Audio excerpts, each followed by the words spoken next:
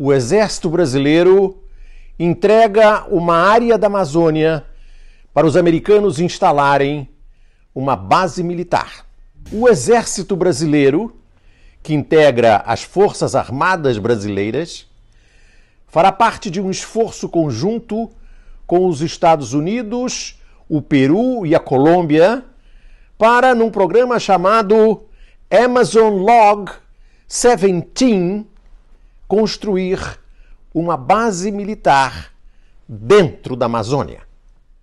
O Peru é governado, supostamente governado, por um banqueiro de Wall Street, Pedro Pablo Kuczynski, o famoso PPK. Ele foi e talvez continue a ser banqueiro em Wall Street. Com a desculpa de erradicar a droga que é consumida nos Estados Unidos, a Colômbia se deixou invadir por tropas americanas. Hoje a Colômbia nada mais é do que uma colônia americana. O Exército Brasileiro, o amigo espectador se lembra disso, já convidou observadores militares americanos para observarem manobras do Exército Brasileiro na Amazônia brasileira. Isso já foi feito. Esse governo de canalhas vai entregar a base de Alcântara aos americanos.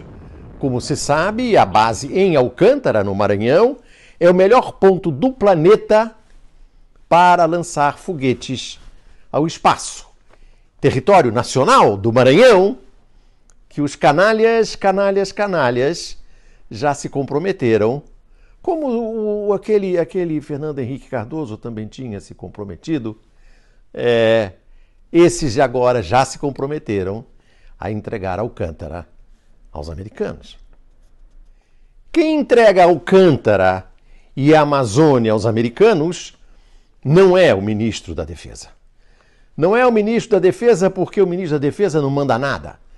Ele não manda no Ministério da Defesa nem nas favelas do Rio, onde ele foi lançar a candidatura dele a governador do Rio. O ministro da Defesa, como se sabe, não passa de um arruaceiro que não tem voto.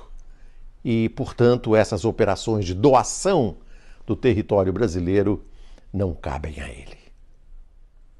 Também não é o presidente ladrão quem entrega a Amazônia aos americanos. Não é ele. Ele não é nem, como diz o Joaquim Xavier, esse nosso colunista, Ele não é nenhum punguista de galinha. Não é ele. Quem manda na Amazônia? Quem manda na Amazônia? Quem manda na Amazônia são os Estados Unidos.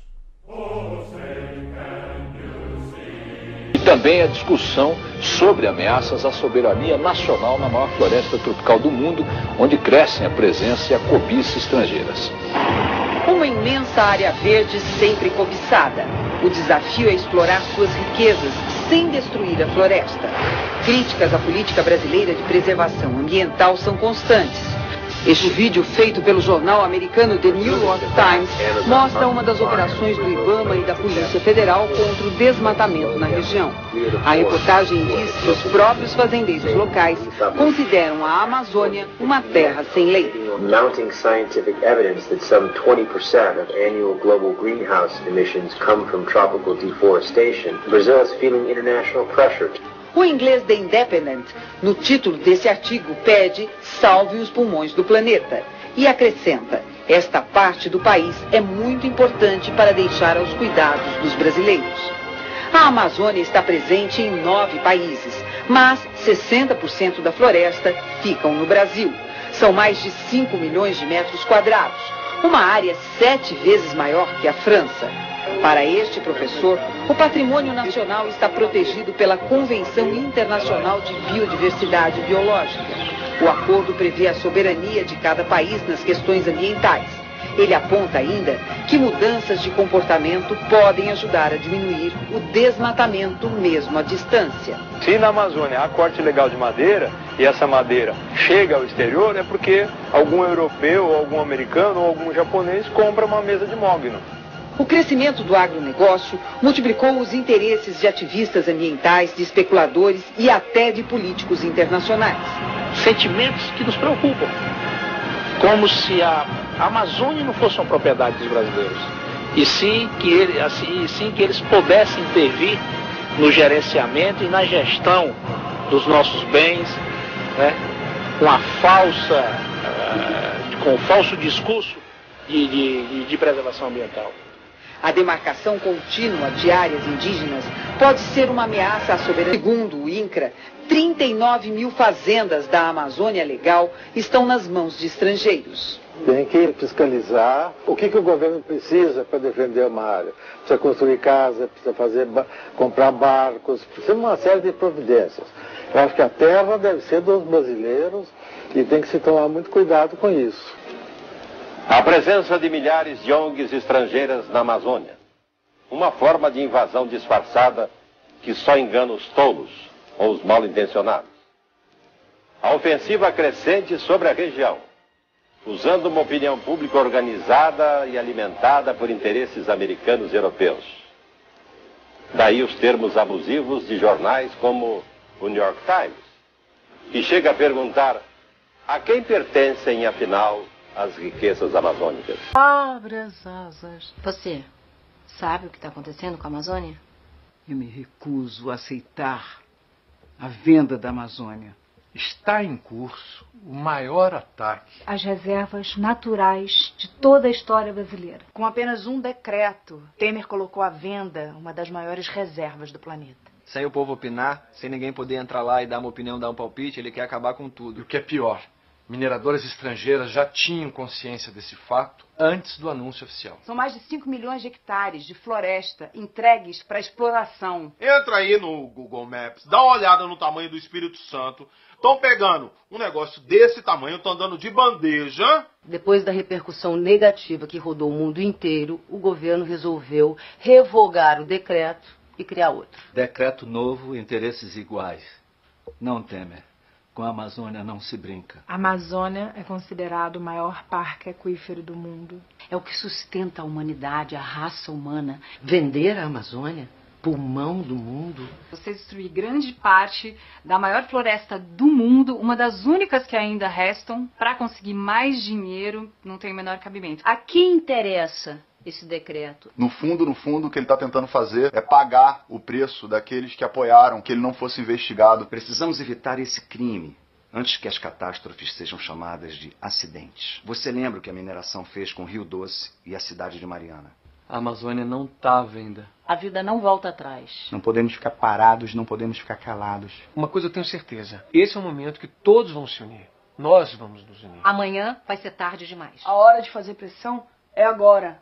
Exatamente agora. Vamos fazer pressão no Congresso. Pressione os senadores agora. A Amazônia é muito maior que o jogo sujo da política brasileira. Então entre agora no site 342amazonia.org. 342 é o número de deputados necessários para aprovar qualquer projeto no Congresso. 342 é uma plataforma de mobilização da sociedade civil. 342amazonia.org. Veja como é que você pode ajudar a salvar a Amazônia. 342amazonia.org. Eu espero que caia essa decisão de destruir florestas. Ou você para, ou nós paramos você. O mundo precisa da Amazônia. Ela é nossa. Vamos salvar o planeta. Diga não ao decreto.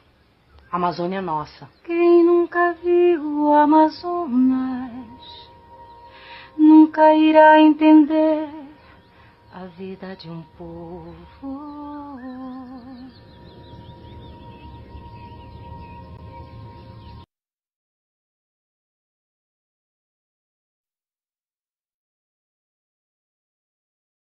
Existe em andamento um projeto maquiavélico de destruição do Estado brasileiro.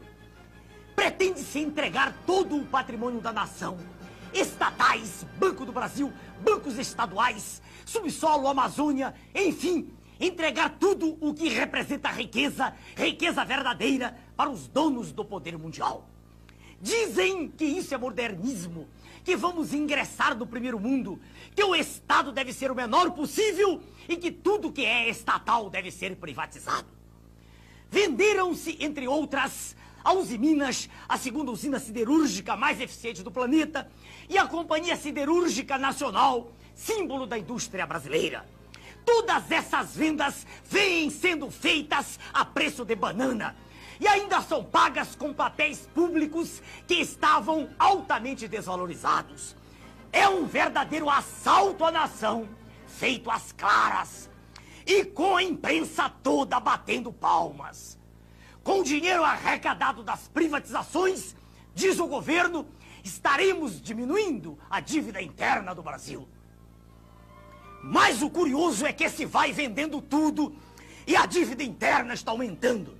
Em março de 94, a dívida mobiliária era de 50,5 bilhões de dólares. Em julho de 94, com a implantação do real, foi para 59,5 bilhões de dólares. E, em julho de 95, com um ano do plano real, ela já estava em 82,2 bilhões de dólares. Então, para que servem as privatizações? Privatizações são negociatas que servem para transferir o formidável patrimônio público para uma minoria privilegiada de representantes legítimos do sistema financeiro internacional.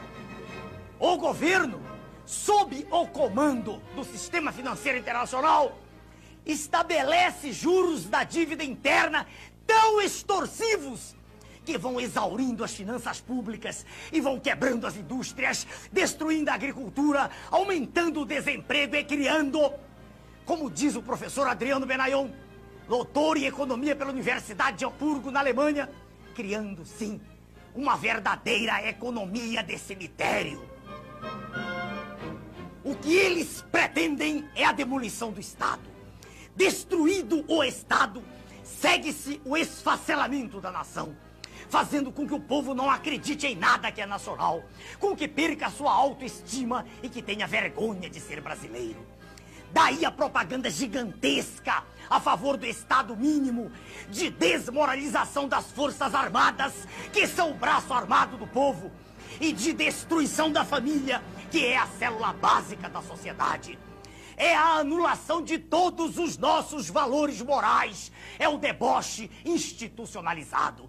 Mas a nação é o povo, com o seu território, com a sua história, os seus costumes e com a sua língua. Eles querem destruir nossa nação.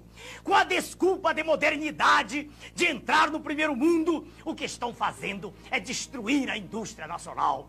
Esta é a verdade sobre o projeto neoliberal, que a imprensa podre não mostra. É conduzir o nosso povo, qual manada de búfalos, para o precipício, para a escravidão. É como se fosse um gigantesco octopus, com seus tentáculos, sugando todas as nossas riquezas e drenando-as para os donos do mundo. É a perda definitiva da soberania nacional.